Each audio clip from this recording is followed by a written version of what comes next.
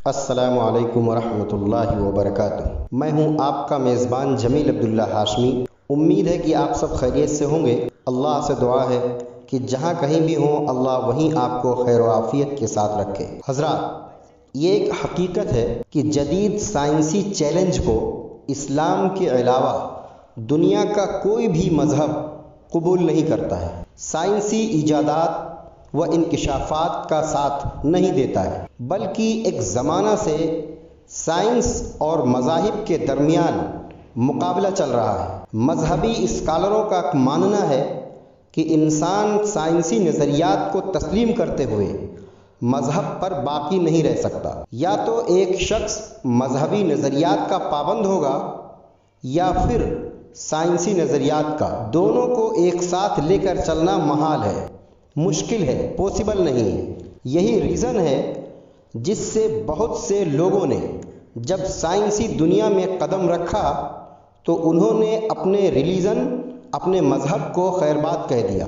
ان پر کسی مذہب کی کوئی پابندی باقی نہیں رہی۔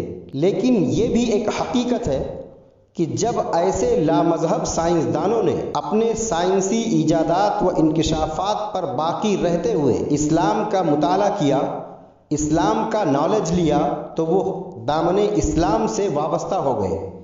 انہوں نے اسلام کو ایکسیپٹ کر لیا۔ ایسا اس لیے ہوا کہ ان کو سائنسی تحقیق و ایجادات میں اور قرآن پاک میں نزدیکی و مطابقت یعنی سملارٹی دکھائی دی، بلکہ ان کی موجودہ اور جدید سائنسی تحقیقات و ایجادات اور انکشافات کا ذکر کئی مقامات پر قرآن پاک میں صراحت کے ساتھ اور کئی جگہ پر اشارہ و کنایہ میں پہلے سے موجود دکھائی دیا۔ یہ میں نہیں کہہ رہا ہوں، بلکہ اس بات کا اعتراف، اس بات کو ایکسیپٹ بڑے بڑے سائنسدانوں نے کیا ہے۔ میں صرف آپ کو یہاں پر 3 سائنسدانوں کی مثال دیتا ہوں۔ فرانسیسی سائنسداں مورلس بوکائے اپنے مقالہ قرآن اور ماڈرن سائنس میں اس بات کو ایکسیپٹ کرتے ہیں، اس بات کو تسلیم کرتے ہیں کہ سائنسی مضامین قرآن پاک میں وضاحت کے ساتھ موجود ہیں۔ اسی طرح علم جنین کا ماہر سائنسداں کھیت مور اپنی کتاب دا ڈیولپنگ ہیومن میں اس بات کا اعتراف کرتا ہے، اس بات کو تسلیم کرتا ہے، ایکسیپٹ کرتا ہے کہ جن 3 اندھیروں میں بچہ ماں کے پیٹ میں رہتا ہے، جس کی تحقیق اس نے کی ہے، اس کا ذکر قرآن پاک میں پہلے سے موجود ہے۔ پہلا ماں کے پیٹ کا اندھیرا، دوسرا رحم مادر کا اندھیرا، اور تیسرا مسیمہ کا اندھیرا۔ یہ مسیمہ کا اندھیرا وہ اندھیرا ہے یا یہ وہ پردہ ہے جس میں بچہ لپیٹا ہوا ہوتا ہے۔ جنین کی اس حالت کا علم میڈیکل سائنس کو 14ویں صدی میں ہوا، جبکہ قرآن پاک نے 1400 سال پہلے ہی اس کی تفصیل بیان کر دی۔ قرآن پاک کی یہ آیت دیکھیے، اس آیت میں ان 3 اندھیروں کا ذکر ہے جس کا اعتراف اس ماہر سائنسداں نے کیا ہے۔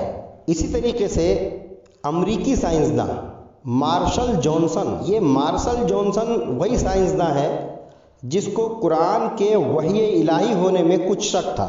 جب اس کی ملاقات شیخ عبد المجید انزرانی سے ہوئی اور شیخ نے قرآن پاک اور جدید سائنس میں مطابقت دکھائی تو مارشل جانسن نہ صرف اس بات کے قائل ہو گئے کہ قرآن اور جدید سائنس میں مطابقت ہے، بلکہ اس کے بعد مارشل جانسن نے علم جنین سے متعلق بہت سارے مقالے لکھے جو مشاہدات پر بھی مبنی ہیں۔ اپنے ان مقالوں میں کھلے لفظوں میں اس بات کا اعتراف کیا کہ قرآن وحی الہی ہے۔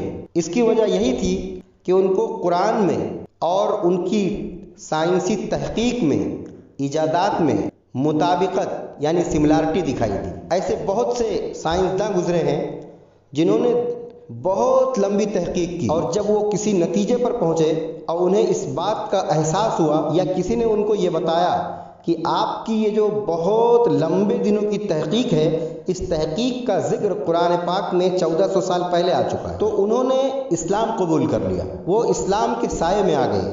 فی الحال انہی کلمات کے ساتھ مجھے اجازت دیجیے۔ اپنا اور اپنے پیاروں کا بہت سارا خیال رکھیے۔ چینل کو سبسکرائب کیجیے، دوست احباب میں چینل کا تعارف کروائیے۔ پھر ملیں گے۔ السلام علیکم ورحمۃ اللہ وبرکاتہ۔